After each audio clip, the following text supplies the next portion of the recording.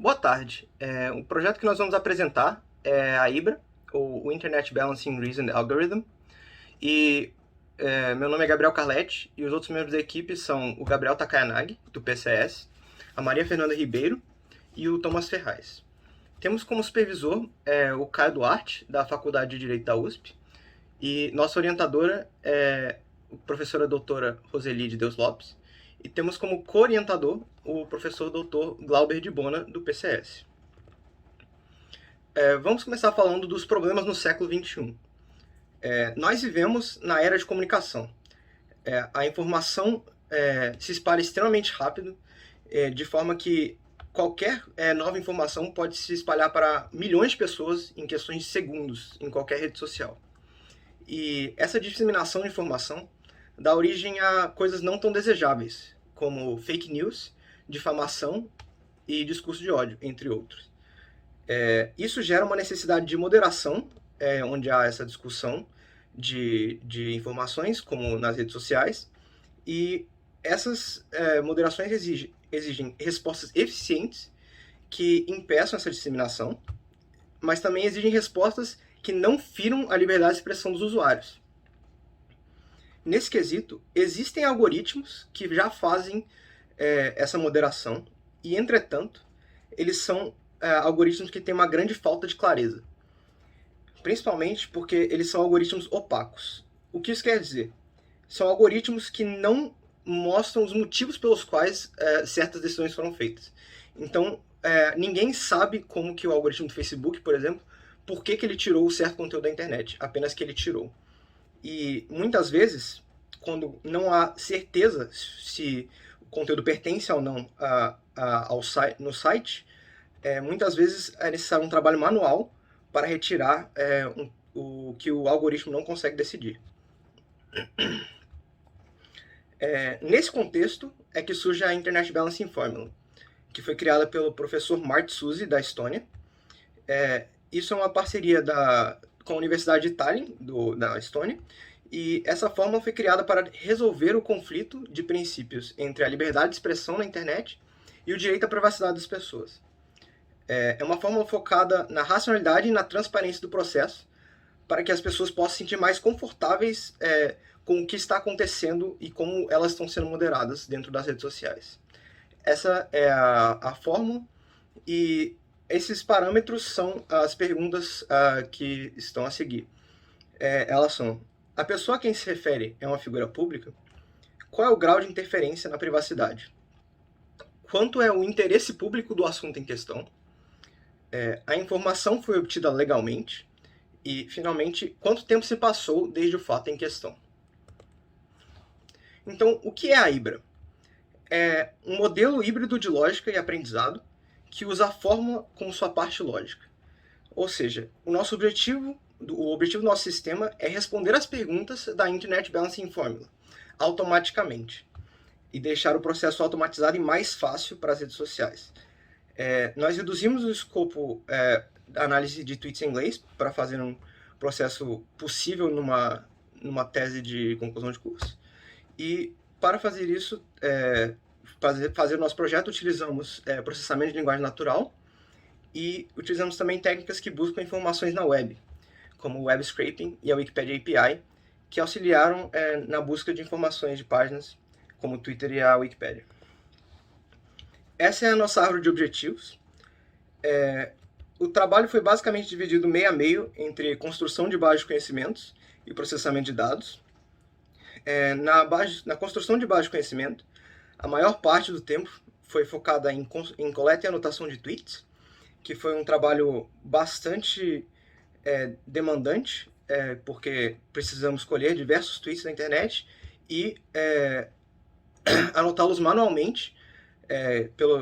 Cada um do grupo anotou diversos tweets para colocar no modelo, e 30% do tempo também foi na definição e integração da database de pessoas influentes, que tem a ver com os verificados do Twitter e pretende responder à pergunta de relevância da personalidade. No quesito processamento de dados, os algoritmos de linguagem e de processamento de linguagem demandaram maior tempo, 70% do tempo, porque eles pretendiam responder 3 perguntas, que são a intensidade de interferência, a legalidade da obtenção da informação e o interesse público. Os outros 30% são uma análise de data de evento mencionado para responder a pergunta de quanto tempo se passou desde o evento em questão. Fazendo a composição funcional do nosso projeto, a gente vê que o algoritmo recebe um tweet e toma uma decisão se deve remover ou não por invadir a privacidade e o tweet. No nível 1, a gente vê que esse algoritmo adota uma estratégia de dividir o problema principal em 5 subproblemas, que são, na verdade, as perguntas da Internet Balancing Formula. Para cada um deles tem uma estratégia e com essa estratégia se calcula o resultado geral. No nível 2, a gente vê que para as 3 principais perguntas, interferência de privacidade, interesse público e legalidade de obtenção da informação, a gente usa o pré-processamento acoplado a uma rede de transfer learning, que a gente usou o Transformer Bertwitch, e uma rede neural recorrente, com isso obtendo resultado. Enquanto para outras perguntas, a gente usa o pré-processamento associado a uma consulta numa base de dados, no caso da relevância pública, ou uma consulta à base de conhecimento online da Wikipédia, no caso do tempo. O escopo do nosso projeto de formatura, além da especificação do sistema, o nosso objetivo é fazer a entrega de 6 partes de implementação e não do sistema como um todo.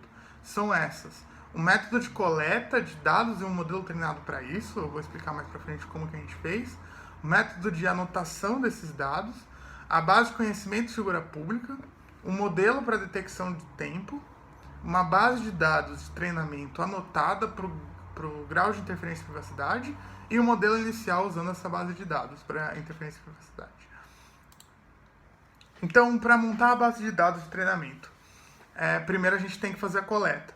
O método que a gente usou para coleta é um método interativo, no qual a gente parte, como a gente não tinha dado nenhum, a gente parte de um conjunto pequeno de dados. A gente usa uma rede de transfer learning que é capaz de generalizar muito bem o problema, com pouco dado, e com isso a gente estima uma probabilidade de ter relação com o problema e busca na base de dados que tenham similaridade com esses dados iniciais. Pegando esse dado, a gente faz uma verificação manual, vê se é coerente o resultado. Se for, a gente coloca interativamente como dado de treinamento, retreina a rede e, de novo, busca mais dados para tentar aumentar esse conjunto de dados de treinamento. A gente teve que começar de algum lugar e a gente começou com 100 tweets falsos. São tweets que a gente inventou, tentando ser o mais abrangente possível, porque a gente não tinha dado nenhum e a gente não conseguia achar fácil na internet. A partir de... É claro, esses dados são retirados depois, né, para não gerar viés. E a partir disso a gente foi aumentando a base de dados e no fim a gente teve, na verdade, um acerto de 99,1% na validação ao fim do processo que a gente desempenhou. A segunda parte é uma anotação desses dados. Para isso a gente fez um manual com um passo a passo de como anotar. Ele teve a participação de especialistas no tema, do direito, e o professor Mark Suzy, da Estônia, também participou. Nele contemos casos de exemplo de aplicação para cada pergunta, para cada classe, alguns exemplos de possíveis casos que seriam classificados daquela forma. E o objetivo dele é trazer a uniformidade e possibilitar que novas pessoas entrem no projeto para colaborar.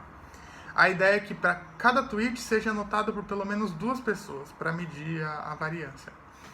E no caso de que haja divergência, a gente tem um terceiro anotador que atua como um super árbitro e faz o desempate. A gente pediu para cada anotador registrar, distribuir um ponto entre as classes possíveis para registrar a incerteza. E com isso modular o treinamento. Quando o humano tem muita certeza, a máquina adota aquilo como verdade. Quando não tem tanta certeza, ele modula entre classes essa possibilidade. Para a detecção do tempo, a gente usou a API da Wikipédia, como eu falei. A gente faz uma consulta à base de conhecimentos e tenta detectar a data a partir disso. A gente teve uma taxa de 100% de acerto quando a palavra-chave é conhecida, o que é um resultado muito positivo. No entanto, a gente tem uma limitação que o evento precisa estar registrado na base deles, precisa ser um evento histórico conhecido. Mas existem métodos sofisticados com uso de ontologias e outros processamentos que possibilitam melhorar esse modelo, mas eles não são viáveis no curto prazo. Para a pergunta do poder público da personalidade envolvida, a gente primeiro constituiu um banco de dados de figura pública com significativo poder, usando o web scraping do Tweet Congress. O web scraping é uma técnica que você busca dados da internet. A gente reduziu o escopo para os Estados Unidos e esse site contém todas essas informações. Depois a gente usou o conhecimento de conta verificada para avaliar se ela é uma personalidade pública voluntária. E com uma lógica adicional, a gente consegue separar entre os 3 grupos possíveis para essa pergunta. Agora, para a pergunta mais importante, que é o grau de interferência de privacidade, a gente usou a Transfer Learning do Transformer Bertwitch, que foi lançado em maio desse ano. A gente usou 1.100 dados de treinamento e o melhor, na verdade dividindo 70% e 30%, né, para validação. E o melhor modelo foi o Bertwitch com BLSTM, LSTM bidirecional, 2 camadas ReLU e 1 camada Softmax. A acurácia foi de 71% no teste, na melhor época. E a gente vê que houve uma tendência de overfit depois dessa melhor acurácia, como os gráficos mostram, tanto de loss quanto de acurácia. A gente fez uma divisão proporcionalmente igual entre treino e validação para, primeiro, se houve empate ou não, e para cada uma das 4 classes, que são os 4 níveis de interferência de privacidade. No entanto, a gente vê que, apesar desse bom resultado de 71%, o modelo não foi capaz de generalizar para todas as classes. Apesar de ter uma precisão de 82% para a classe 0, a gente vê que para a classe 1, 2 e a 3, principalmente a 2, tanto a precisão quanto o recall quanto a F1 score tiveram resultados muito ruins. A gente vê também que a própria matriz de confusão, quanto que os acertos estão concentrados no 0. Isso se deve, apesar dos cuidados que a gente teve de representar igualmente as proporções, a uma subrepresentação populacional dessas classes. Para solucionar isso, primeiro a gente precisa ter mais dados, principalmente das classes 1, 2 e 3, e talvez seja interessante usar uma outra função de erro que penalize mais erros na classe 3, porque essa é a classe mais importante. Pensando no sistema como um todo, o mais importante é detectar a classe 3, que é a única que realmente vai ter grande influência no resultado da fórmula. A classe 2, às vezes, tem influência e a classe 1 provavelmente não terá. Bem, concluindo, ainda temos algumas limitações. Das 5 perguntas, só conseguimos responder 3. Elas são: a pessoa a quem se refere é uma figura pública? Quanto tempo se passou do fato em questão e qual é o grau de interferência na privacidade? O desempenho ainda não é ótimo, uma vez que há poucos dados para treinar o modelo. Em relação à pergunta sobre a interferência na privacidade, ele evidencia melhor se há ou não essa interferência do que o grau em que ela ocorre. Essas limitações podem ser atribuídas pela dificuldade da própria equipe em definir claramente os critérios e a classificação para alguns tweets e pela falta de tempo para anotar bases grandes o suficientes para treinar melhor essa questão e as outras. Mas temos pontos fortes e diferenciais da solução proposta. O modelo possibilita a explicabilidade, ou seja, ele é capaz de explicar o porquê da remoção ou não remoção do conteúdo, ou seja, a moderação. É um algoritmo transparente que torna possível uma revisão nas decisões. Ele colabora no debate sobre a ética da AI. É um assunto cada vez mais discutido e que sempre será discutido na nossa sociedade e podemos sim contribuir para essa discussão. Nós mostramos a viabilidade do desenvolvimento desse modelo. Ela é uma solução desenvolvida inteiramente do zero. Nós construímos uma base de dados que será utilizada para treinar o nosso modelo. Apresentamos, assim, um caminho para resolver um problema relevante para a sociedade. Alguns dos nossos próximos passos consistem em anotar um volume cada vez maior de dados para melhorar as métricas do modelo da questão e também anotar outras bases de dados para tornar possível responder às outras perguntas da fórmula. É isso. Obrigada!